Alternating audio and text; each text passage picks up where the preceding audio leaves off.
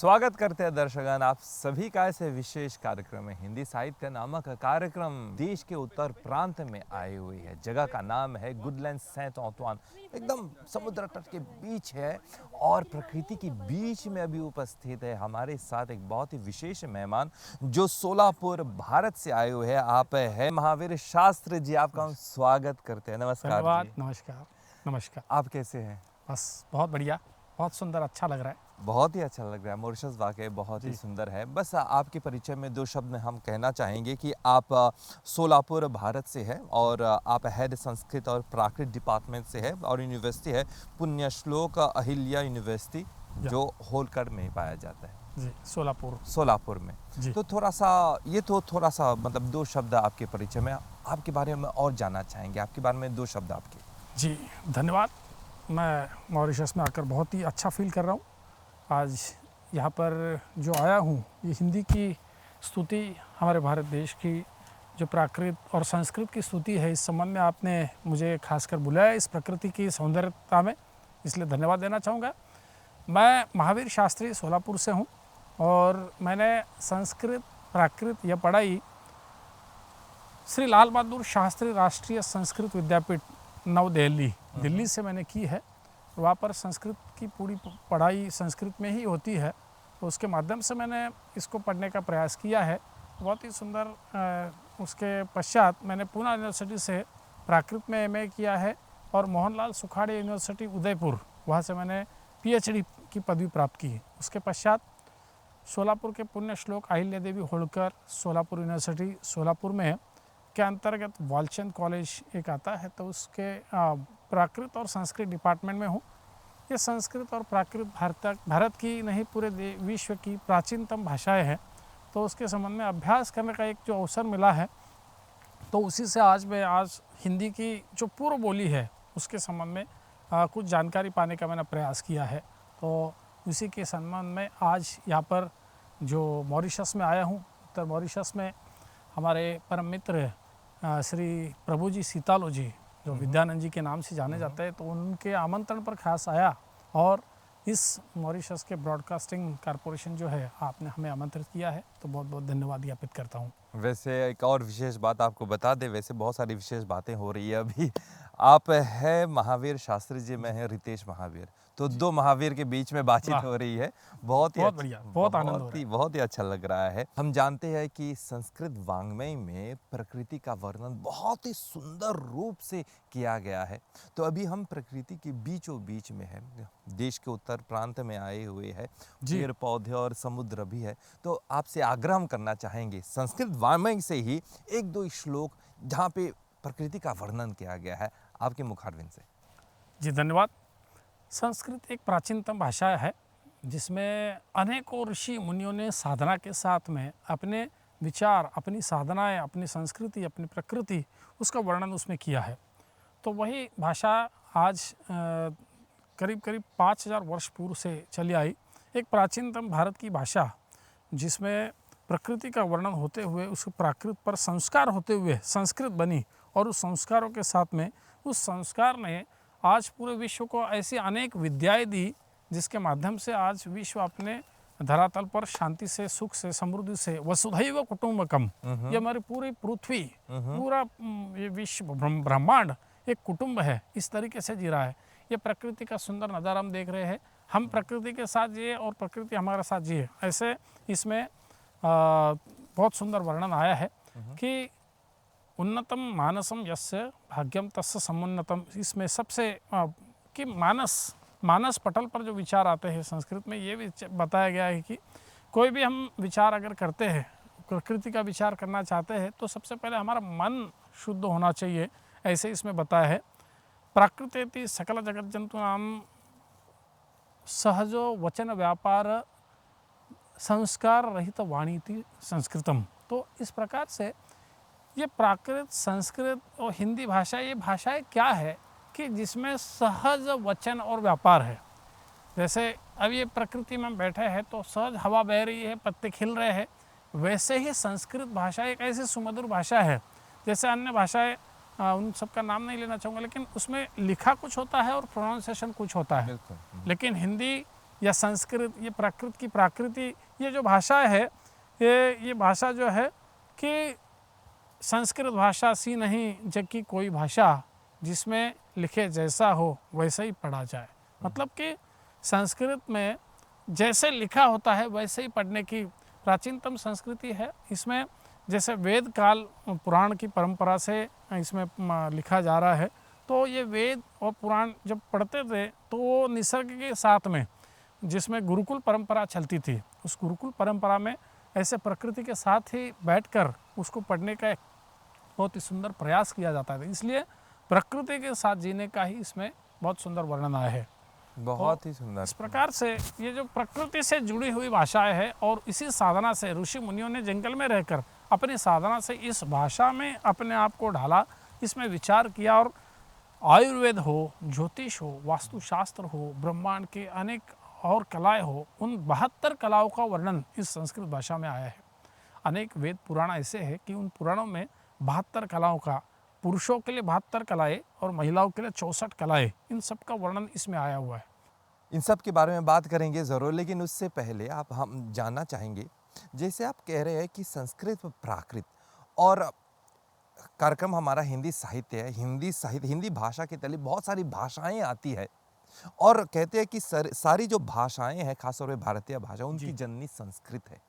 सभी लोग जानते हैं, लेकिन ये नहीं जानते कि किस तरह से ये सारी जो भाषाएं हैं उनकी जननी संस्कृत भाषा है। थोड़ा सा इस पर थोड़ा सा प्रकाश डालिए, किस तरह से सारी भाषाएं की जननी संस्कृत भाषा है। जी, बहुत अच्छा प्रश्न आपने किया है। सभी को एक क्यूरियोसिटी रहती है कि भाषाएं पनपी कैसे, जन्म कैसे लिया और कैसे प्रभावित हुई। जैसा कि हम प्रकृति के सौंदर्य में बैठे हैं, तो जंगल में जो रहने वाले लोग थे प्राचीन काल में, वो अपनी भाषा को एक दूसरे को बोलने के लिए सबसे पहले आवाज़ से एक दूसरे को वो अपने सांकेतिक भाषा देते थे। जैसे अपने विचार दूसरों को अगर देना है, तो इन भाषाओं में के इतिहास में आता है कि वो सांकेतिक भाषाओं का इस्तेमाल करते थे। तो उस संकेत से वो एक उनको बाद में पता चला कि अपने कंठ में ऐसी कुछ सुमधुर आवाज़ है कि जिसके माध्यम से हम स्वर बना सकते हैं। तो अ आ इस स्वर उत्पन्न हुए। उसके पश्चात अ आ ई करके जो संस्कृत में 12 स्वर है, उन 16 स्वर बताए गए हैं। 16 स्वर और प्राकृत में 12, हिंदी में भी 12 स्वर है, तो उनको देखा गया। उसके पश्चात व्यंजन यानी हम कहते हैं कि पदार्थ जब बनाते हैं तो उसमें कुछ मिक्सचर बना के खाने की चीज़ें बन जाती है, उसको व्यंजन कहते हैं। अच्छा। तो वैसे ही भाषा में भी व्यंजन होते हैं, जैसे स्वर और व्यंजन। तो व्यंजन ऐसे है कि स्वरों को मिलाकर और कुछ जोड़ दिया जाता है तो उसको व्यंजन बन जाते हैं और वो अक्षर बन जाते हैं, जैसे क ख ग घ ङ। तो उन शब्दों का निर्माण हुआ। जैसे कोई बच्चा जन्म लेता है तो वो भाषा सीख के नहीं होता है, वो पहले तो स्वर निकालता है, फिर व्यंजन बनाता है, और फिर शब्द बनाता है, और फिर वाक्य बनाता है, और फिर भाषा बोलता है। तो शुरू से व्याकरण नहीं बोल पाता है। तो उसी प्रकार से प्राचीन काल से भारत में देखा गया है कि बहुत ही एक विकसित संस्कृति थी। वहाँ पर अनेक विश्वविद्यालय भी थे। तो उससे पूर्व जो भाषा ने जन्म लिया, तो इसी प्रकार से प्रकृति से निकलते हुए इस भाषा ने जन्म लिया। शब्दों का निर्माण हुआ और वाक्य बनने लगे, और वाक्यों के आधार पर प्राचीन काल में, जैसे हम जाते हैं आज जो काल चल रहा है, इससे भी 2300 वर्ष पूर्व सम्राट अशोक, सम्राट चंद्रगुप्त, उससे पूर्व उनका काल देखते, या तो भगवान महावीर, महात्मा गौतम बुद्ध जी, और उससे पूर्व भी वेद काल हम जब देखते हैं तो उसमें जो संस्कार मिले हैं, शब्द मिले हैं, उसको छांदस इस नाम से जाना जाता है। तो छांदस से 2 भाषाएं निकली मुख्य से। एक बोली भाषा है जो जन बोलते थे, और दूसरी जो संस्कारित हुई, जो राजभाषा नाम से जानी गई, वो उसको संस्कृत कहा गया। ये संस्कृत ने एक अच्छा सा रूप लिया और अपनी एक बहुत ही सुंदरता, उसको लयबद्धता मिल गई, और जो प्राकृत भाषाएं थी वो जन जन में फैलती गई।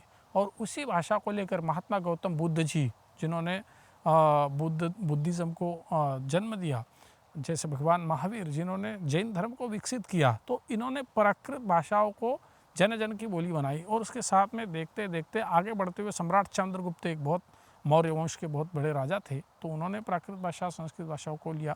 और उसके बाद में सम्राट अशोक, जो कि मौर्य वंशी थे और भारत के एक मुख्य केंद्र बिंदु थे, सम्राट बने, जिन्होंने अफगानिस्तान से आगे तक राज्य किया और पूरे भारतवर्ष में राज्य किया। तो ऐसे उन राजाओं ने उस समय सोचा कि इस भाषा को कहीं लिखित रूप में रखना चाहिए, अपने विचार देने चाहिए। तो उस काल में उन्होंने जिन भाषाओं में इसका लेखन किया, आज से करीब करीब 2300, 2400, 2500 वर्ष पूर्व, तो उसमें उन्होंने ब्राह्मी लिपि का इस्तेमाल किया। लिपि, जैसे मैं आप भाषा की बात कर रहे हैं, बहुत ही अच्छा लग रहा है। उसी प्रकार लिखने के लिए जो लिपि इस्तेमाल दी जाती थी उस समय ब्राह्मी लिपि थी। ब्राह्मी लिपि, सरस्वती, अच्छा। ऐसी लिपियाँ थी भारत में, अत्यंत प्रगत चित्र लिपियाँ बनी। उसके बाद में ये ब्राह्मी लिपि विकसित हुई और उसके माध्यम से अपने विचार रखे। जैसे जैसे काल बढ़ता गया तो काल के प्रभावानुसार राज्यकर्ता भी बदलते गए। उसके बाद में चंद्रगुप्त के बाद में सम्राट अशोक, फिर खारवेल और फिर सातवाहन राज सत्ता आई, उन्होंने राज्य किया। फिर विक्रमादित्य जैसे महान राजा हुए, भोज राजा जैसे 6वीं शताब्दी में राजा हुए और विकास होता गया और अनेक विदेशी आक्रमण भी उसके बाद में हुए। तो ऐसे भाषाओं में परिवर्तन होता गया, लेकिन संस्कृत और प्राकृत ने जो मूल बेस बनाया था, मूल बनाया था, वो बहुत विकास होता गया और उनमें शब्द बदलते गए। तो प्राकृत भाषाएं संस्कृत का संस्कृतिकरण होकर उसमें अनेक शब्द जोड़ते गए, क्योंकि संस्कार युक्त भाषा जिसमें बहुत ही प्रभावी ऐसे तत्व थे, ऐसी भाषा बनती गई। उसका अपभ्रंशीकरण किया गया, वह अपने आप हुआ। जैसे पानी बहता है, किसी नगर से होकर बहता है तो उसमें कुछ पौधों का मिश्रण मिल जाता है तो वो रस उसमें मिल जाता है। उसी प्रकार भाषा भी पूरे भारतवर्ष में जिस प्रकार फैलती गई, जो मथुरा प्रांत है वो इन हिंदी भाषा का मुख्य केंद्र था, संस्कृत प्राकृत भाषा का मुख्य केंद्र था। वहाँ से भाषाओं ने विकास लेते लेते उस प्रकार से उस विकसनशील उस प्रक्रिया में 6वीं शताब्दी से लेकर 12वीं शताब्दी तक उसका अपभ्रंशीकरण हुआ और वहाँ से हिंदी ने जन्म लेना प्रारंभ किया। ये एक कोई जैसे माँ के पेट में बच्चा आ जाता है तो वो एक ही दिन में तैयार नहीं होता, उसको पनपने में 9 महीने लगते हैं। वैसे ही इन भाषाओं को पनपने में, विकसित होने में अनेकों वर्ष लग जाते हैं। तो महावीर जी, बहुत ही अच्छा लग रहा है कि हम इतिहास में जा रहे हैं और संस्कृत वाङ्मय के बारे में जान रहे हैं, किस तरह से संस्कृत का प्रादुर्भाव हुआ है और उसके साथ प्राकृत, संस्कृत, अपभ्रंश, खड़ी बोली, इसके साथ साथ अन्य भाषाएं भी आई है। लेकिन आपने एक लिपि का वर्णन किया है, ब्राह्मी लिपि। जी। तो ये हम जानना चाहेंगे क्योंकि अभी भी संस्कृत भाषा प्रचलित है, कई लोग सीखते हैं, बोलते भी है। बिल्कुल। जब लिखते हैं तो देवनागरी लिपि का प्रयोग किया जाता है। तो क्या प्रश्न हमारा ये है कि पहले के समय में देवनागरी लिपि थी या फिर प्राचीन काल में, या फिर अपभ्रंश की, मतलब इसके बारे में थोड़ा सा बताइए, लिपि के बारे में बताइए। जी, बहुत अच्छा प्रश्न आपने किया महावीर जी। ये जैसे पूर्व में गुरुकुल परंपरा थी और श्रुत परंपरा थी। जैसे मैं कह रहा हूँ कि श्रुत परंपरा, जैसे कोई गुरु एक शिष्य को कोई बात बताता था तो वो स्मरण हो जाता था, क्योंकि अन्य कोई संसार का जंजाल उसमें नहीं होता था, तो उसको श्रुत परंपरा कहते हैं। जैसे किसी ने, गुरु ने कुछ वेद पाठ पढ़ाए, शिष्य ने श्रवण किया और उसी को वो याद करके अपने आप याद हो जाता था, उसको लिखने की आवश्यकता नहीं थी। लेकिन काल का समय, काल का प्रभाव ऐसे आता गया कि उस समय से फिर उनको याद करने के लिए लिखने की ज़रूरत पड़ने पड़ी, क्योंकि गुरु ने जो सिखाया उसको लिखन करो फिर वो पढ़ो। तो उस समय ताड़ पत्थरों पर लिखा जाता था। प्राचीन काल में ऐसे जो पत्थर है, लकड़ियाँ है, लकड़ियों के ताड़ के पत्ते या अन्य पत्तों पर, जैसे ऐसे इस देश में बहुत से मिलते, तो उस पर लिखा जाता था। तो उस काल में प्रारंभ में जैसे कि लिपि का विकास कैसे हुआ भाषाओं के साथ, ये भाषा और लिपि दोनों एक दूसरे के, एक सिक्के के 2 पहलू है। जैसे एक सिक्का होता है, दोनों पहलू होते हैं 2, तो इसी प्रकार से 2 पहलू है।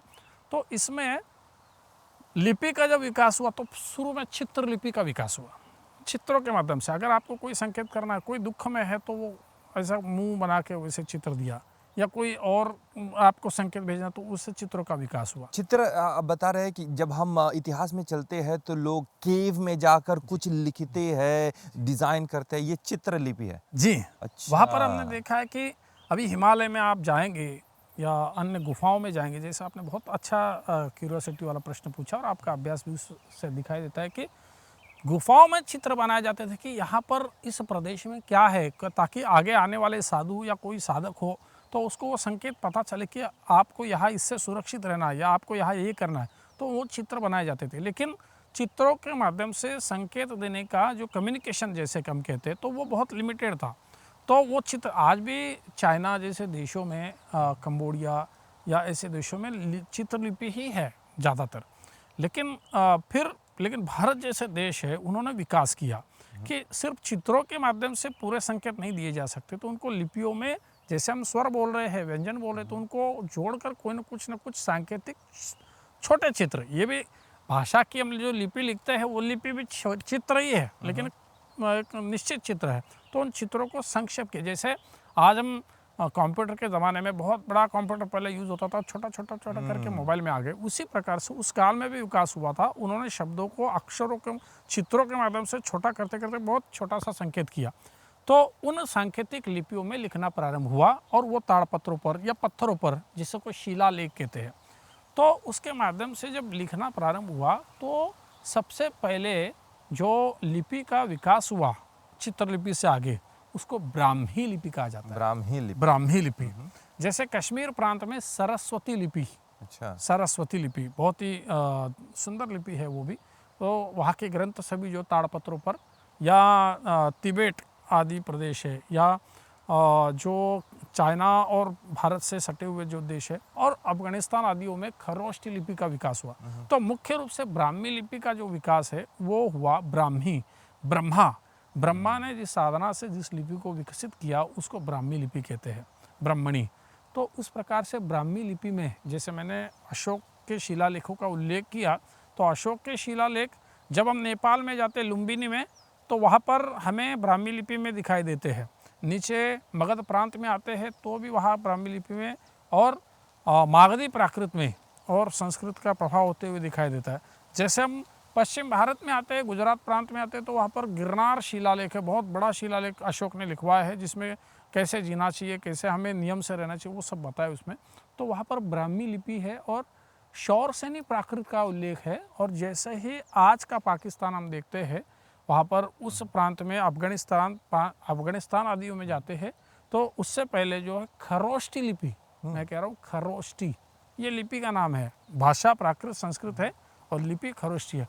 और जैसे ही हम आज का कंदहार है, जिसको गांधार प्रांत कहा जाता था पहले, उस प्रांत में लिपि देखते तो गांधारी लिपि, जो महाभारत के काल में गांधारी का नाम बहुत ही प्रसिद्ध है, तो उनके नाम से वो लिपि जानी जाती थी, गांधारी लिपि। भाषाएं थोड़ी बदलती गई और लिपियाँ भी बदलती गई। जैसे मैंने उल्लेख किया था कि 4 कोस पर पानी बदले 8 कोस पर वाणी। लिखने की कला जो होती है और बोलने की कला, हर 4 कोस पर, जैसे पानी तो पानी है लेकिन टेस्ट बदलता है, उसी प्रकार से वाणी तो वाणी है। जैसे हम आज मॉरिशस में बैठे हैं, हिंदी बोल रहे हैं, लेकिन मॉरिशस की भाषा का, इस क्षेत्र का, इन पौधों का भी प्रभाव उस पर होता है, इसलिए भाषाओं में परिवर्तन आता है, उच्चारण में परिवर्तन आता है। तो इस प्रकार से इन लिपियों में भी परिवर्तन आया, ब्राह्मी लिपि बनी। आज से 2000 वर्ष पूर्व जो लेखन होता था वो ब्राह्मी लिपि में होता था। उसके बाद में वो विकास होती गई और देवनागरी लिपि आने से पहले नागरी लिपि का प्रचार हुआ। अनेक लिपियों का, मैंने इस पर एक पुस्तक लिखी है ब्राह्मी लिपि की, तो उसमें मैंने इसमें लेखन किया है कि किस प्रकार से देवनागरी से एक काल में, विक्रमादित्य के काल में, जैसे अशोका के काल में, उस पर कैसे परिवर्तन हुआ है। और वो होते होते नागरी लिपि का 10वीं शताब्दी, आज हम 21st सेंचुरी में है, तो लेकिन 10वीं सेंचुरी के आसपास नागरी लिपि का विस्तार हुआ। करीब 800 साल तक नागरी लिपि का विस्तार होता गया और वो लिखते गए। लेकिन उसके बाद आज से 700 वर्ष पूर्व से इस जो देवनागरी लिपि हम आज लिखते हैं हिंदी के लिए या मराठी के लिए या अन्य जो भाषाएं हैं हिंदी समकक्ष, उनकी भाषाओं के लिए जो लिपि लिखते हैं उसको देवनागरी लिपि कहते हैं। जैसे संस्कृत हो या प्राकृत हो, ये इन भाषाओं के लिए भी आज की तारीख में देवनागरी लिपि ही इस्तेमाल होती है या इसमें यूज़ होती है। लेकिन इससे पूर्व मैंने जैसे बताया 10वीं शताब्दी के आसपास नागरी, और उससे प्राचीन जाएंगे तो सरस्वती, खरोष्ठी, ब्राह्मी, इन लिपियों का विकास होता गया। तो आप जैसे बात कर रहे हैं ब्राह्मणी लिपि और देवनागरी लिपि, तो लिपि का भी विकास हुआ है।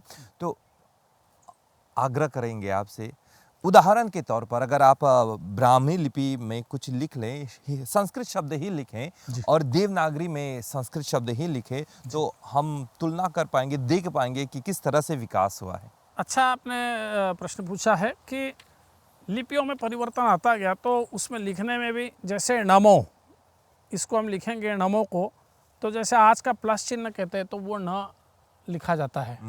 और ये नमो का ये जो म है, इस प्रकार से एल की तरह उसको लिखा जाता था, नमः। ऐसे इसको अगर आज के तारीख में हम देवनागरी लिपि में आते हैं तो ये और ये म इस प्रकार से आके ये लिखा जाएगा। तो इस प्रकार से परिवर्तन, इसका परिवर्तन कैसे होता गया है वो भी रिसर्च बहुत लोगों ने की है और मैंने उस पर भी अभ्यास किया, तो उसको दिखा गया है। ये नमो, इस प्रकार से इन शब्दों को ब्राह्मी के शब्द और देवनागरी के शब्द विकास किए। और नागरी के शब्दों में हमने देखते हैं कि जैसे इसके बीच में जो लिपि आई, जैसे मैंने कहा कि ये इस काल में हम देखते हैं कि एक बीच का काल है, न हिंदी के लिए इस प्रकार से लिखा जाता था। तो इस प्रकार से लिखते लिखते उसका फिर विकास होते होते, जैसे प्लस का ये ऊपर से नीचे आया, ये आया, फिर ऐसे करते करते इसका न बना। तो ये न का न जैसे बना, तो ये एक अपने आप में बहुत ही इंटरेस्टिंग सब्जेक्ट है। तो भाषाओं के साथ साथ चलने वाले, जैसे एक गाड़ी के एक रथ के दो चक्र होते हैं, वैसे ही इस कम्युनिकेशन के दो चक्र, एक भाषा है और एक लिपि है। तो ये दो चक्रों के साथ ही कोई भाषा चल सकती है। आज की चाहे हिंदी हो या गुजराती हो या मराठी हो, इन सब भाषाओं ने जो इन संस्कृत से ही प्रभाव लेते हुए, उनसे शब्द लेते हुए, इसमें तत्सम, तद्भव और देशी, इन 3 प्रकार के शब्द सब इसमें आते हैं। तो तत्सम यानी वहाँ से उसके समान शब्द इसमें आ जाते हैं। हर भाषा जो है संस्कृत से शब्द लेती गई है क्योंकि वो संस्कारित शब्द है। और तद्भव, उससे जन्म लेकर शब्द आते हैं। और उसी प्रकार से देशी, यानी कुछ शब्द ऐसे होते हैं, जैसे हम क्रिकेट मैच सबको पसंद है तो उसमें कहते हैं कि छक्का लगा दिया, तो छक्का ये शब्द जो है, छ शब्द से छक्का कहते हुए उसका जो शब्द है मूल देशी शब्द है। अच्छा, भारत का मूल देशी शब्द है, जिसमें छः को एक दू, जैसे भोजपुरी वगैरह में बोलते हैं, आज भी उसी प्रकार से बोलते हैं, तो ये देशी शब्द है। तो तत्सम, तद्भव और देशी, इन शब्दों का विकास और ऐसे लिपियों का विकास एक भाषा को अपने आप में उजागर करता है।